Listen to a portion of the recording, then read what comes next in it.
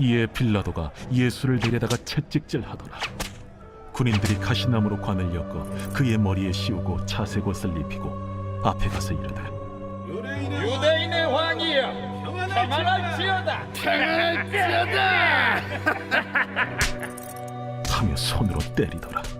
빌라도가 다시 밖에 나가 말하되 보라, 이 사람을 데리고 너희에게 나오나니 이는 내가 그에게서 아무 죄도 찾지 못한 것을 너희로 알게 하려 함이로라. 이에 예수께서 가시관을 쓰고 자색옷을 입고 나오시니 빌라도가 그들에게 말하되 보라, 이 사람이로다. 대제사장들과 아랫사람들이 예수를 보고 소리질러 이르되 십자가에 못 박으소서! 십자가에 못 박으소서! 너희가 친히 데려다가 십자가에 못 박으라. 나는 그에게서 죄를 찾지 못하였노라. 유대인들이 대답하되 우리에게 법이 있으니 그 법대로 하면 그가 당연히 죽을 것은 그가 자기를 하나님의 아들이라 함이니이다. 빌라도가 이 말을 듣고 더욱 두려워하고 다시 관장에 들어가서 예수께 말하되 너는 어디로부터냐? 예수께서 대답하여 주지 아니하시는지라. 내게 말하지 아니하느냐? 내가 너를 놓을 고난도 있고 십자가에 못 박을 고난도 있는 줄 알지 못하느냐? 위에서 주지 아니하셨더라면 나를 해야 할 권한이 없었으리니 그러므로 나를 네게 넘겨준 자의 죄는 더 크다. 이러함으로 빌라도가 예수를 놓으려고 힘썼으나 유대인들이 소리질러 이르되 이 사람을 놓으면 가이사의 충신이 아니니이다. 무릇 자기를 왕이라 하는 자는 가이사를 반역하는 것이니이다. 빌라도가 이 말을 듣고 예수를 끌고 나가서 돌을 깐 뜰 히브리 말로 가바다에 있는 재판석에 앉아있더라. 할렐루야! 오늘도 행복한 아침 묵상으로 하루를 시작하시는 사랑하는 천안침례교회 모든 성도님들을 진심으로 환영하고 축복합니다. 오늘도 우리를 지키시고 보호하시고 인도하시는 주님의 말씀 안에서 승리하는 하루 되시기를 축복합니다.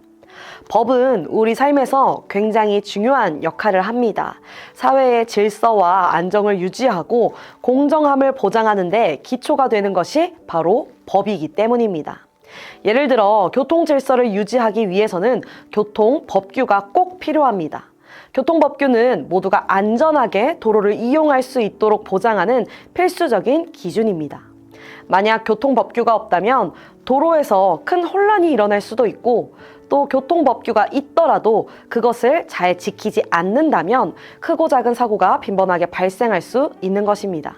따라서 우리가 아무리 급하고 아무리 바쁘더라도 정해진 교통법규를 잘 지켜야 하는 것이죠. 이처럼 우리 사회가 제대로 기능을 하기 위해서는 여러 다양한 법들이 존재하는 것입니다. 하지만 법에는 한계가 있습니다. 때로 법은 인간의 이기적인 욕망이나 권력에 의해 왜곡되기도 하고 사회적으로 불공정한 결과를 낳기도 합니다. 왜냐하면 인간이 만든 이 세상의 법은 인간의 한계를 반영하기 때문입니다. 즉, 법 자체가 항상 공정하거나 도덕적이지 않을 수도 있다는 것이죠. 그러나 이러한 세상의 법과는 달리 완전하고 변함없는 법이 있습니다. 그것은 바로 하나님의 법입니다. 하나님의 법은 단순한 규칙과 명령에 그치지 않습니다. 하나님의 법은 우리를 생명으로 이끄는 길을 제시합니다. 따라서 하나님의 법, 하나님의 말씀은 우리가 반드시 지키고 따라야 할 완전하고 변함없는 기준이 되는 것입니다. 우리가 세상의 법이 아닌 하나님의 법을 따를 때 하나님이 주시는 진정한 자유와 평안을 경험할 수 있습니다. 오늘 본문은 예수님이 빌라도에게 재판을 받는 장면입니다. 바라바를 놓아달라는 군중들의 함성에 빌라도는 예수님을 데려다 신문하기 시작합니다. 그리고 예수님을 채찍질 하는데요. 군인들은 예수님께 가시 면류관을 씌우고 자주색 옷을 입혀 왕처럼 꾸민 뒤 예수님을 유대인의 왕이라고 부르며 조롱합니다. 이는 가벼운 조롱이 아니라 생명을 위협하는 모욕과 수치였습니다. 아무 죄 없는 만왕의 왕 예수님이 죄 많은 가짜 왕 취급을 받으며 모진 채찍질을 당하신 것입니다. 그러나 유대인들은 예수님을 보고 측은지심을 느끼기는커녕 오히려 더 악에 받쳐 예수님을 십자가에 못 박으라고 외칩니다. 이에 빌라도는 예수님에게서 아무런 죄를 찾지 못했다고 세 번째로 이야기하며 너희가 데려다가 십자가에 못 박으라고 이야기하는데요. 빌라도의 말을 들은 유대인들이 예수님의 죄목을 밝힙니다. 오늘 본문 7절입니다. 유대인들이 대답하되 우리에게 법이 있으니 그 법대로 하면 그가 당연히 죽을 것은 그가 자기를 하나님의 아들이라 함이니이다. 아멘. 예수님은 여러 차례 자신을 하나님의 아들이라고 선언하셨고 그 말은 당시 유대 사회에서 하나님을 모독하는 것으로 여겨졌습니다. 레위기 24장 16절에 따르면 하나님의 이름을 모독한 자는 반드시 죽여야 한다고 기록되어 있기에 유대 종교 지도자들은 자신을 하나님의 아들이라고 주장한 예수님을 유대의 법에 따라 죽여야 한다고 주장한 것입니다. 유대인들은 법을 지키려고 했습니다. 그러나 그들이 지키고자 했던 것은 하나님의 법이 아닌 자신들의 법이었습니다. 자신들의 전통과 해석을 근거로 예수님을 처형하고자 했던 것입니다. 급기야 유대인들은 빌라도에게 예수님을 풀어주면 가이사의 충신이 아니라 반역자가 된다고 압력을 가하는데요. 유대인들이 로마 황제까지 언급하자 빌라도는 예수님을 끌고 나와 재판석에 앉게 됩니다. 사랑하는 성도님들, 법에는 두 가지 종류가 있습니다. 세상의 법과 하나님의 법. 우리 성도님들께서는 지금 어떠한 법을 따르고 계십니까? 세상의 법입니까? 아니면 하나님의 법입니까? 빌라도는 세상의 법을 따르기 위해 하나님의 법을 따르지 않았습니다. 빌라도는 예수님에게 아무런 죄가 없음을 이미 알고 있었습니다. 그러나 빌라도는 유대인들, 로마 황제의 눈밖에 나지 않기 위해 유대인들의 법을 따르기로 결정합니다. 이는 우리가 살아가는 삶 속에서도 종종 겪는 갈등입니다. 우리는 때때로 세상의 법과 하나님의 법이 충돌하는 상황에 직면하게 됩니다.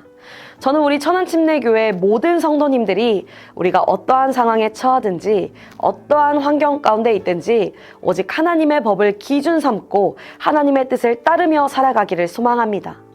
또한 유대인들처럼 하나님의 말씀을 내 생각대로, 내 방식대로, 내 입맛대로 잘못 해석하지 않기를 간절히 소망합니다. 하나님의 법은 우리를 억누르고 정죄하기 위한 것이 아니라 우리에게 생명과 자유를 주기 위한 것입니다. 따라서 우리가 하나님의 뜻을 올바로 이해하고 하나님의 법을 따를 때에 우리는 하나님과 올바른 관계, 친밀한 사랑의 관계를 맺을 수가 있습니다. 또 하나님과의 올바른 관계를 통해서 우리의 삶이 더욱 풍성해지고 자유의 짐을 경험할 수 있는 것입니다. 사랑하는 성도님들, 우리 법대로 삽시다. 세상의 법이 아닌 하나님의 법대로 삽시다. 완전하시고 변함없으신 하나님의 말씀만을 우리의 유일한 법이요 기준으로 삼고 날마다 주님의 말씀 따라 살아가시는 저와 우리 모든 성도님들이 다 되시기를 예수님의 이름으로 축복합니다. 오늘 말씀을 생각하며 함께 기도합니다. 사랑해 주님 감사합니다. 오늘 우리에게 생명의 말씀을 주셔서 하나님의 말씀을 따르며 사는 것이 얼마나 중요한지 깨닫게 하시니 감사합니다. 세상의 법과 하나님의 법이 충돌할 때에 세상의 말과 시선에 압력에 굴복하며 따르는 것이 아니라 오직 주님의 말씀만을 우리의 유일한 법으로 삼고 기준으로 삼고 주님의 말씀 따라 살아가는 저와 우리 모든 성도님들이 다 되게 인도하여 주시옵소서. 또한 우리의 연약함으로 인하여 하나님의 말씀을 오해하거나 왜곡하지 않게 보호하여 주시고 하나님의 선하시고 온전하신 그 뜻을 깨닫는 지혜를 더하여 주시옵소서. 오늘도 주님의 말씀대로 살기를 원합니다. 주님 친히 인도하여 주시옵소서. 감사드리며 이 모든 말씀 우리의 유일한 길이요 진리 되신 예수 그리스도의 이름으로 기도합니다. 아멘.